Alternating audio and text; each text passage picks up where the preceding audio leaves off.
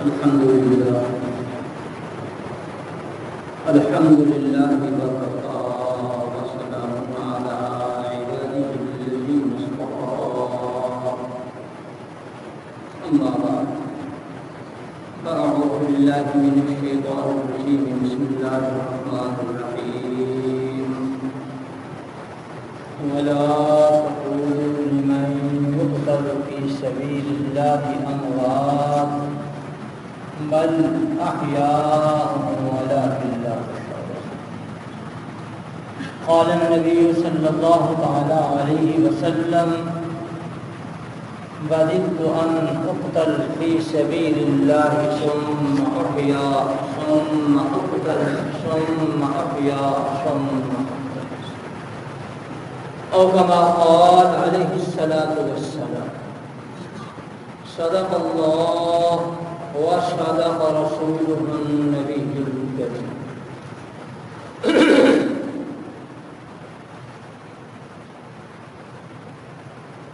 دو باتیں عرض کرنی ہیں. پہلی بات تو یہ ہے کہ حضرات صحابہ کرام اور حضرات اہل بیت عظام کی محبت، عظمت، عقیدت ہمارے ایمان کا حصہ ہے. دوسری بات، حضرات صحابہ کرام اور اہل بیت عظام آپس میں شیر و شکر تھے، آپس میں محبتیں تھیں، ان کے درمیان کوئی عداوت دشمنیاں نہیں تھی. یہ دو باتیں. پہلی بات کہ حضرات صحابہ کرام اور اہل بیت عظام کی محبت، عظمت و عقیدت ہمارے ایمان کا حصہ ہے. وہ اس لیے رسول اکرم صلی اللہ تعالی علیہ وسلم کی مبارک زندگی کے دو حصے ہیں. ایک وہ حصہ جو گھر سے تعلق رکھتا ہے، آپ گھر میں تشریف رکھتے، آرام فرماتے. دوسرا وہ حصہ جس کا تعلق گھر سے باہر سے ہے، مسجد میں ہے، میدان جہاد میں ہے، کسی اور جگہ ہے، گھر سے باہر. گھریلو زندگی میں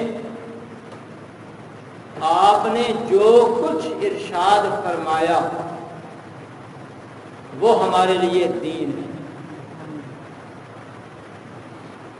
آپ نے جو کچھ ارشاد فرمایا وہ ہمارے لیے دین ہے. گھریلو زندگی میں آپ نے جو کچھ کام کیا وہ ہمارے لیے سنت ہے. بیرونی زندگی میں آپ نے جو کچھ فرمایا وہ دین ہے، جو کام کیا وہ سنت ہے. گھریلو زندگی کا دین،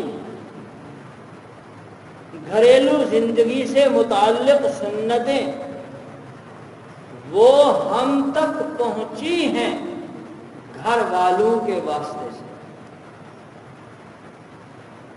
گھریلو زندگی کا دین، گھریلو زندگی کی سنتیں وہ ہم تک پہنچی ہیں گھر والوں کے واسطے سے، جن کو اہل بیت کہا جاتا ہے، جن کو اہل بیت کہا جاتا ہے. بیرونی زندگی کا دین، بیرونی زندگی کی سنتیں ہم تک پہنچی ہیں صحابہ کرام سے. اگر ہم نے مکمل دین کو لینا ہے، اگر ہم نے مکمل دین کو لینا ہے تو اہل بیت سے محبت کرنی ہوگی، صحابہ سے محبت کرنی ہوگی۔ خدا نہ خواستہ صحابہ کرام پر اعتماد ہے، صحابہ کرام سے محبت ہے، اہل بیت سے نہیں ہے، بیرونی دین سنت تو ملی، گھریلو دین اور گھریلو سنت سے محروم رہے۔ اور اگر اہل بیت سے محبت کا دعویٰ ہے، صحابہ کرام سے نفرت ہے، ہمیں گھریلو دین تو ملے گا، باہر والے دین سے ہم محروم ہیں۔ ہمارا دین کامل مکمل تب ہوگا جب ہم صحابہ اہل بیت دونوں پر اعتماد کریں، صحابہ اہل بیت دونوں سے ہم محبت رکھیں، تب جا کر کے ہمارا دین مکمل ہوگا، تب جا کر کے ہم سچے پکے مسلمان مومن کہلائیں گے۔ صحابہ سے محبت، اہل بیت سے نفرت، دین ناقص ہے۔ اہل بیت سے محبت، صحابہ سے نفرت، دین سے خالی ہے۔ اس لیے دین کے لیے، ایمان کے لیے ضروری ہے کہ ہمارے دل میں عقیدت محبت صحابہ کرام کی ہو اور اہل بیت اعظم کی ہو۔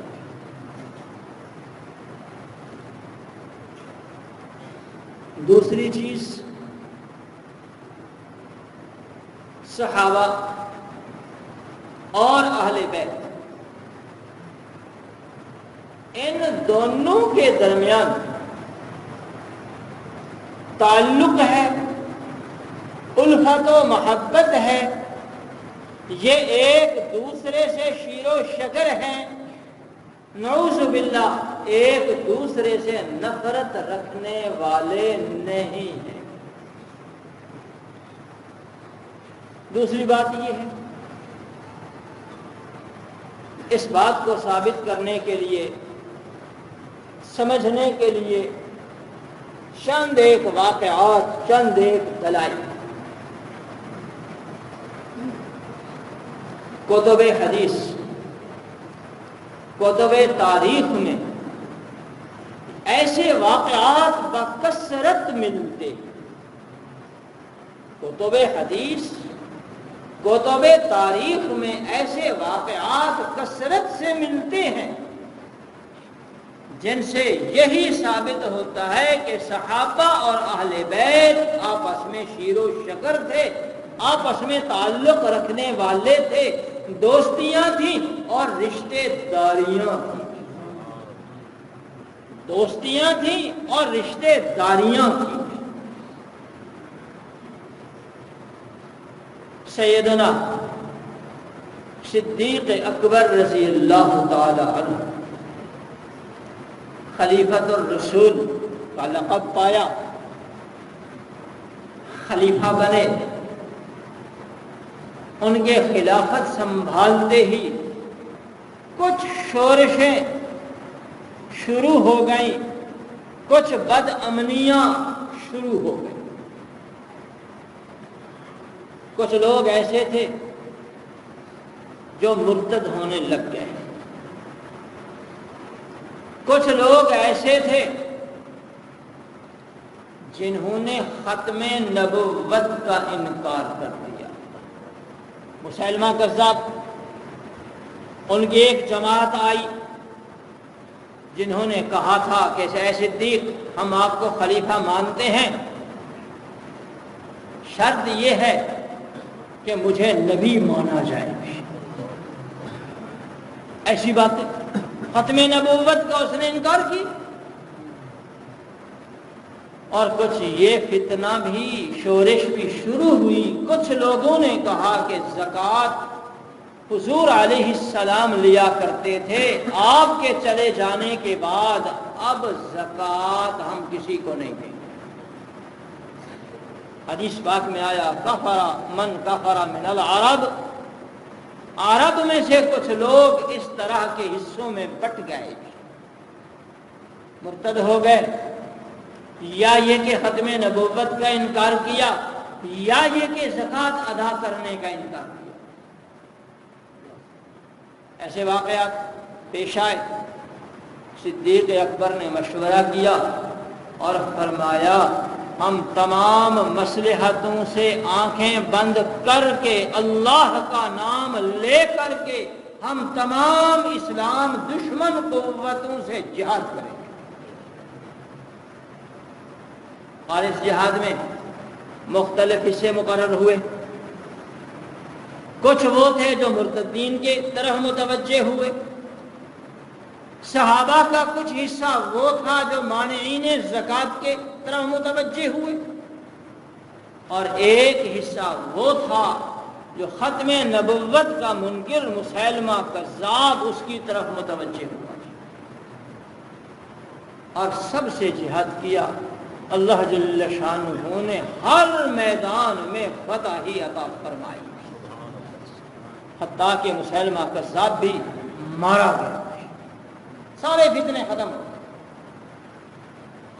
مانعین زکوٰۃ کی طرف جانے والے لوگ جہاں دوسرے صحابہ کرام تھے، وہاں سیدنا علی رضی اللہ تعالی عنہ بھی تھے۔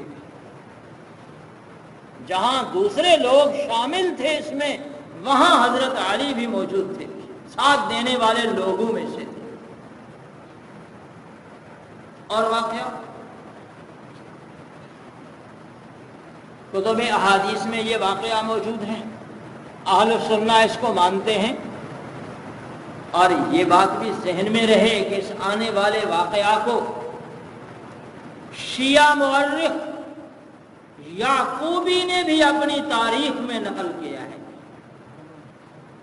اس کی تائید، اس واقعہ کو شیعہ مورخ یعقوبی نے بھی ذکر کیا ہے۔ کتب اہل سنہ میں تو یہ واقعہ ہے ہی، شیعہ مورخ بھی اس کو مانتا ہے۔ سیدنا حسن رضی اللہ تعالی عنہ مسجد کے باہر کھیل رہے تھے۔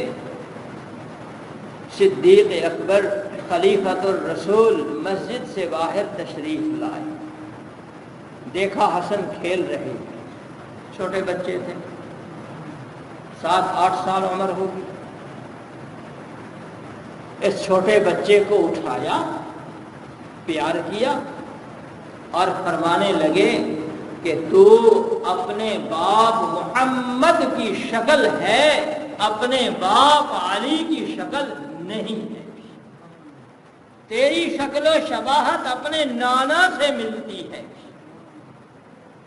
حضرت علی نے دیکھا کہ میرے بچے سے خلیفۃ الرسول، میرے بچے سے خلیفۃ الرسول پیار کر رہا ہے، محبت کر رہا ہے، تو اس منظر کو دیکھ کر حضرت علی بھی خوش ہو رہے تھے، مسکرا رہے تھے۔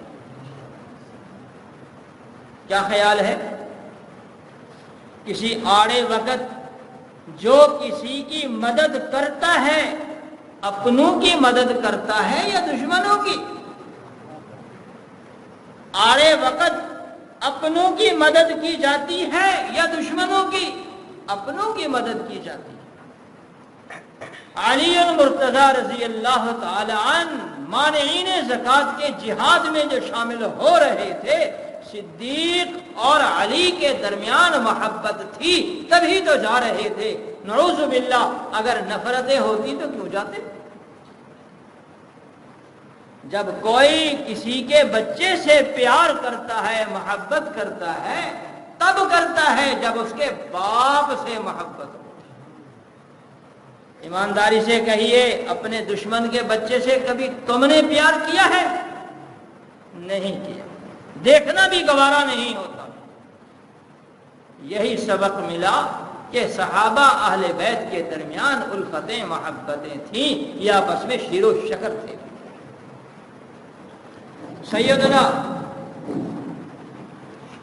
سیدنا عمر رضی اللہ تعالی عنہ ان کا دور خلافت یمن سے کچھ کپڑے آئے، جوڑے آئے، والی یمن نے، گورنر یمن نے کچھ جوڑے بھیجے بڑے عمدہ قسم کے.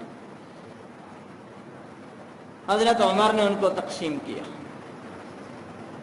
ان جوڑوں کو دیکھا کہ کوئی جوڑے زیادہ قیمتی نہ تھے، تقسیم کرا دیا. اور والی یمن کو خط لکھا کہ بہت جلد عمدہ سے عمدہ 2 جوڑے بھیجو، اور اس سائز کے آ گئے. جب وہ عمدہ جوڑے پہنچے، حضرت عمر نے حسنین کریمین کو بلایا، ان کو یہ جوڑے پہنائے. جب خوبصورت جوڑے زیب تن کیے گئے، عمر کہنے لگے کہ اب دل خوش ہو رہا ہے، اب دل خوش ہو رہا ہے. اس طرح کی باتیں اپنے کیا کرتے ہیں، اس طرح کی عمدہ چیزیں اپنوں کے لیے منگائی جاتی ہیں. اگر دل میں نفرتیں ہوں تو اس طرح کی باتیں نہیں ہوا کرتی.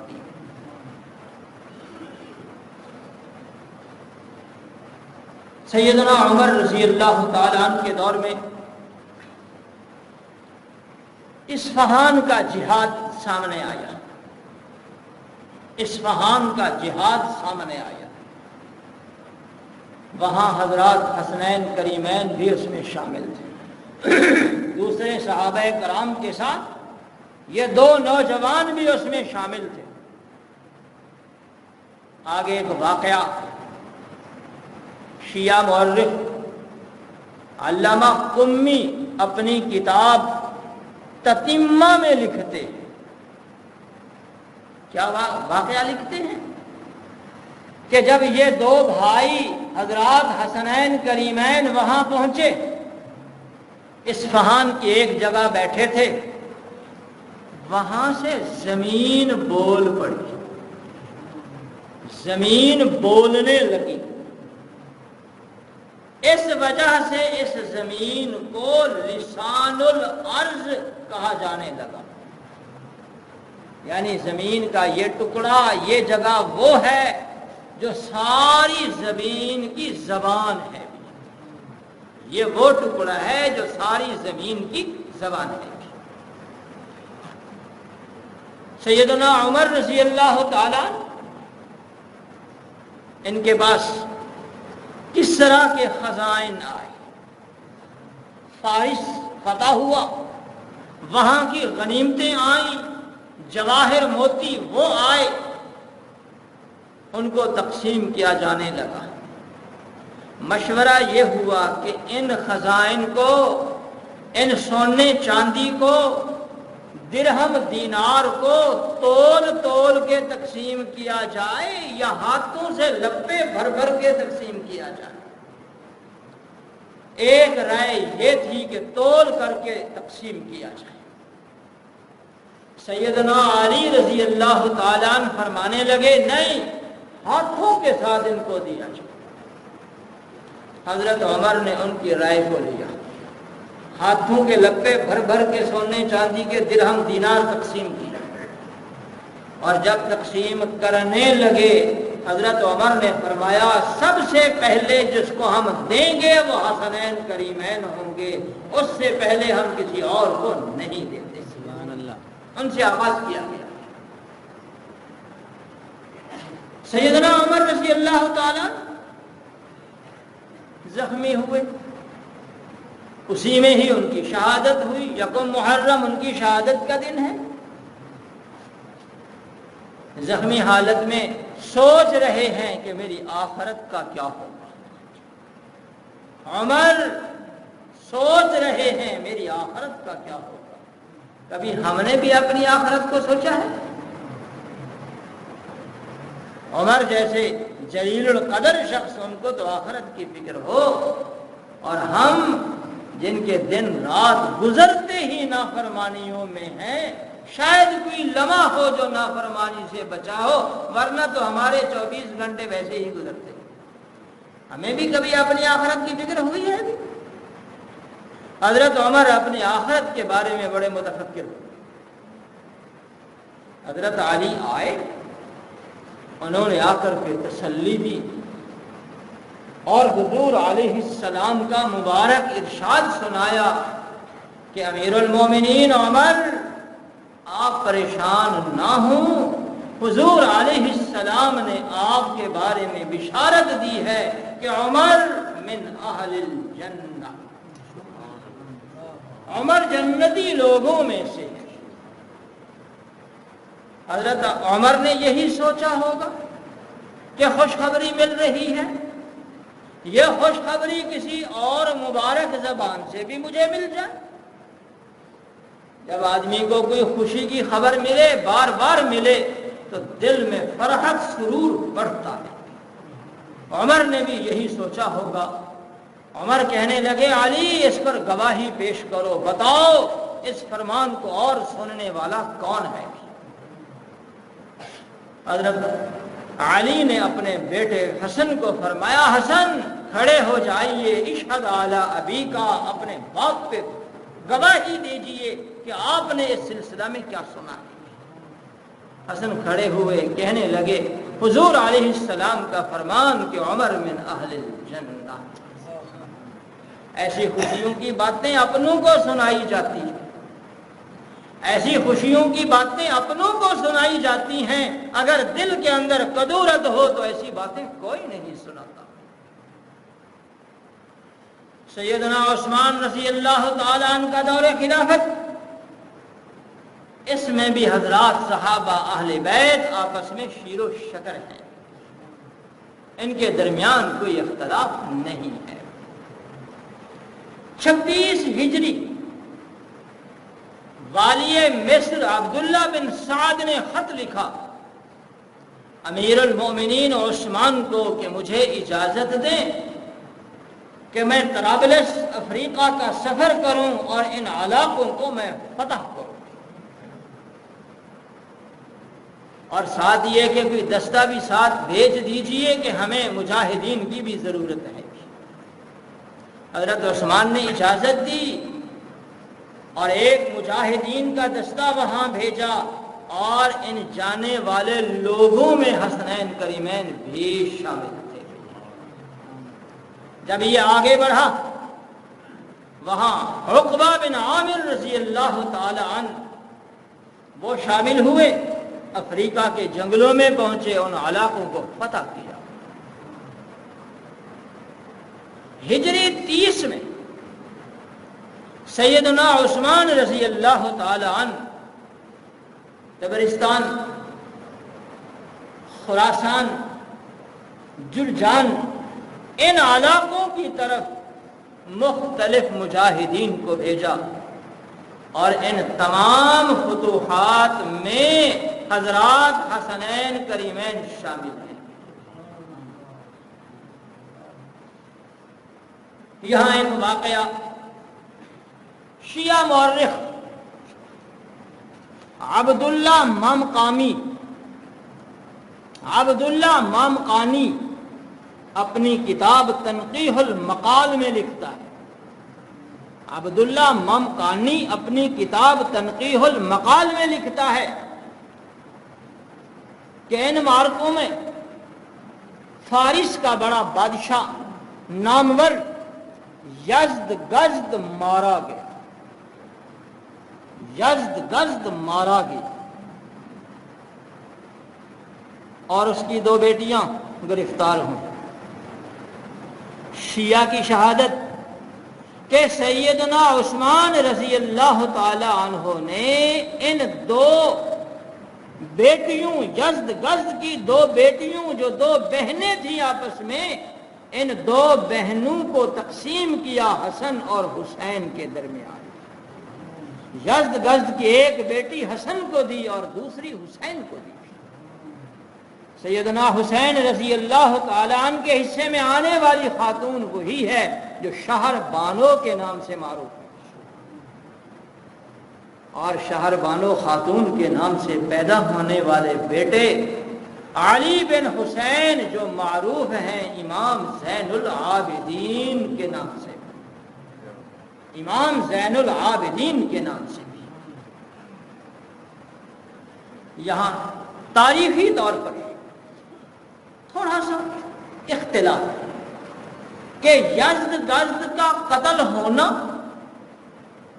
یہ سیدنا عمر کے دور میں ہے یا سیدنا عثمان کے دور میں ہے؟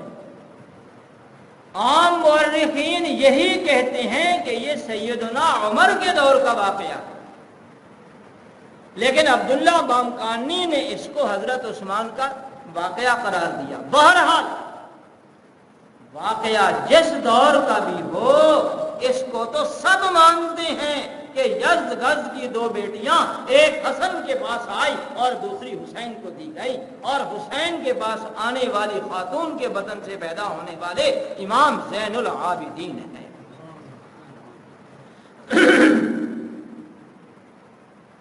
سیدنا عثمان کی شہادت ہوئی،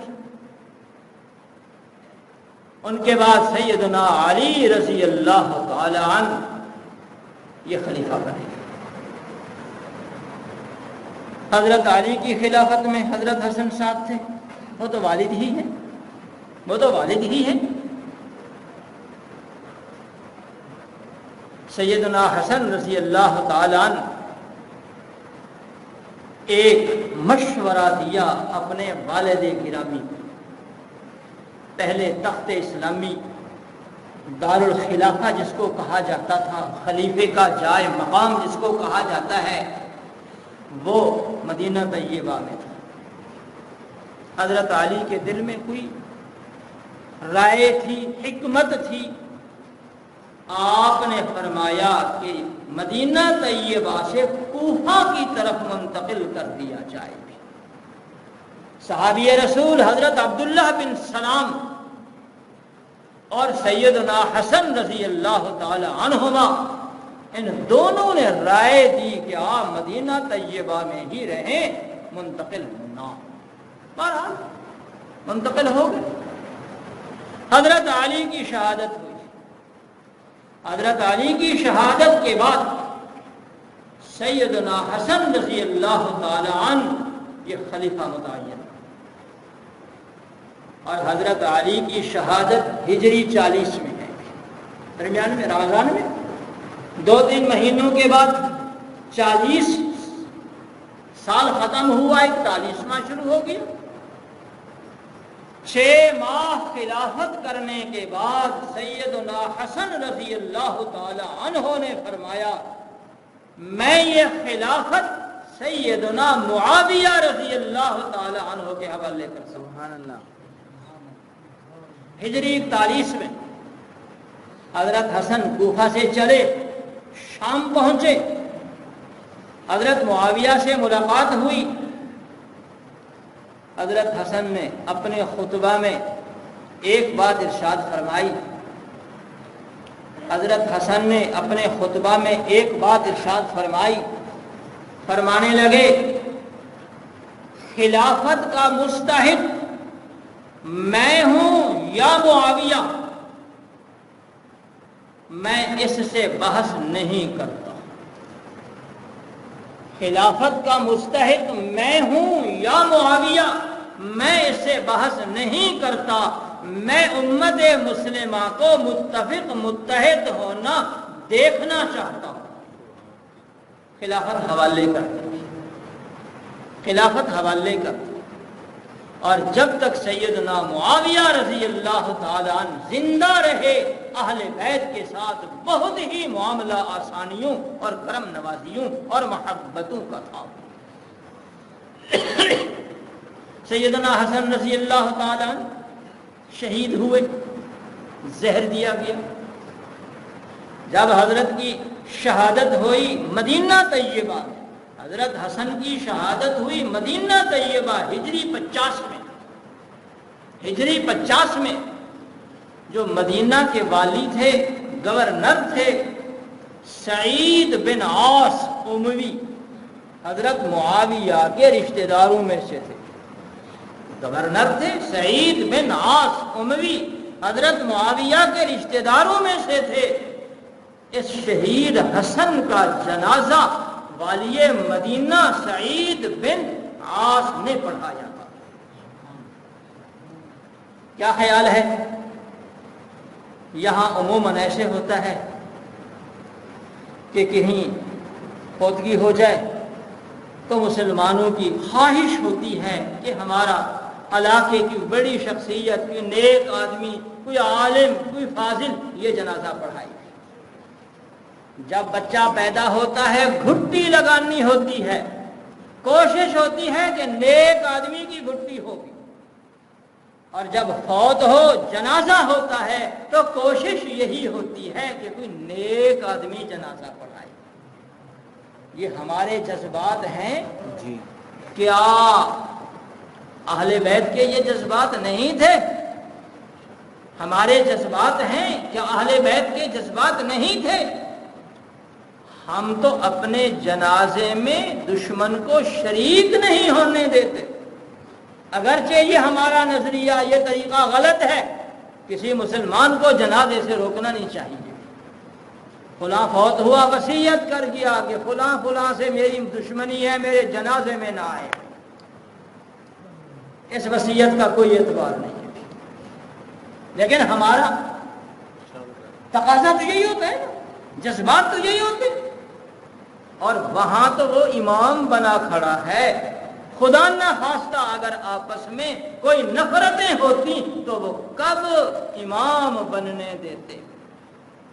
یہ اس بات کی دلیل ہے کہ صحابہ اہل بیت آپس میں شیر و شکر تھے، ان کے درمیان کوئی نفرتیں نہ تھیں. وقت تھوڑا ہے، آخر میں ایک بات اصولی بات کر کے بات کو ختم کروں گا. وہ بات یہ ہے صحابہ اہل بیت ان کا بڑا اونچا مقام ہے. صحابہ اہل بیت ان کا بڑا اونچا مقام ہے، اور ایسے اونچے لوگوں کے مقام کو پہچاننے کے لیے بھی اونچی چیزوں کی ضرورت ہوتی ہے. اس لیے صحابہ اہل بیت کا مقام پوچھنا ہے تو قرآن و سنت سے پوچھو. صحابہ اہل بیت کا مقام سمجھنا ہے، دیکھنا ہے تو قرآن و سنت سے ان کا مقام دیکھو. قرآن کریم نے صحابہ کے بارے میں کیا فرمایا؟ محمد الرسول اللہ والذین معہ اشداء علی الکفار رحماء بینہم تراہم رکعا سجدا وقرن فی بیوتکن ولا تبرجن تبرج الجاہلیۃ الاولی واقمن الصلاۃ وآتین الزکاۃ واطعن اللہ ورسولہ انما یرید اللہ لیذہب عنکم الرجس اہل البیت ویطہرکم تطہیرا. صحابہ اہل بیت کا مقام قرآن کریم سے پوچھو. کبھی بھولے سے تاریخ کی طرف نہ جانا. صحابہ کا مقام تاریخ سے نہیں دیکھا جا سکتا. یاد رکھنا تاریخ کی حیثیت ایسی ہے جیسے آج کل ہماری میڈیا کی حیثیت ہے. آج کل جیسے میڈیا کی حیثیت ہے، معمولی سی بات ہو تو پہاڑ بنا کر کے پیش کیا جاتا ہے، اور جہاں آنکھیں بند کرنی ہوں بڑی بڑی باتیں بھی نظر نہیں آتی. مدارس کی کردار کشی تو نظر آتی ہے، اور مدارس کا جو مقام ہے، خدمات ہیں، کبھی ان کو بھی اجاگر کیا گیا؟ یہی میڈیا ہے. یہی حالت ہے تاریخ کی بھی. اور تاریخ پر سیاست کا اثر ہوتا ہے. تاریخ پر سیاست کا اثر ہوتا ہے، ایسے آج میڈیا پر بھی سیاست کا اثر ہوتا ہے. مثال مشہور ہے، جس کی لاٹھی اس کی بھینس، جس کی حکومت میڈیا بھی اسی کا، جس کی حکومت تاریخ بھی اسی کی. اس لیے صحابہ اہل بیت کا مقام تاریخ سے نہیں دیکھنا، صحابہ اہل بیت کا مقام قرآن و سنت سے دیکھنا ہے۔ تاریخ میں تو بڑی بڑی باتیں موجود ہیں، تاریخ میں تو بڑی بڑی باتیں موجود ہیں، تو کیا اس اخباری، اس مورخ کے قول کو مان کر ہم مقدس شخصیات پر طعن کریں گے؟ خدا نخواستہ اگر ایسا کیا گیا تو اپنے ایمان کی ہی بربادی ہوگی، ان مقدس شخصیات کا کچھ نہیں ہوگا۔ صحابہ اہل بیت کا مقام دیکھنا ہو تو قرآن سنت سے دیکھو، تاریخ کی کوئی حیثیت نہیں۔ تاریخ بڑی چیز ہے۔ علامہ ابن خلدون علیہ الرحمہ نے ایک مسئلہ کی وضاحت کرتے ہوئے بڑی عجیب مثال دی۔ مسئلہ تو کچھ اور ہے، اس میں مثال دی۔ سونار کی ترازو بڑی قیمتی ہوتی ہے، معمولی سا کاغذ کا ٹکڑا اس میں ڈال دو تو ترازو کا پلڑا جھک جاتا ہے۔ یہ ترازو بڑا قیمتی ہے، بڑا اچھا ہے، جواہر، لال، موتی اس میں تولے جاتے ہیں۔ کیا خیال ہے اگر اس میں بڑا پتھر رکھ دو تو تول لے گا؟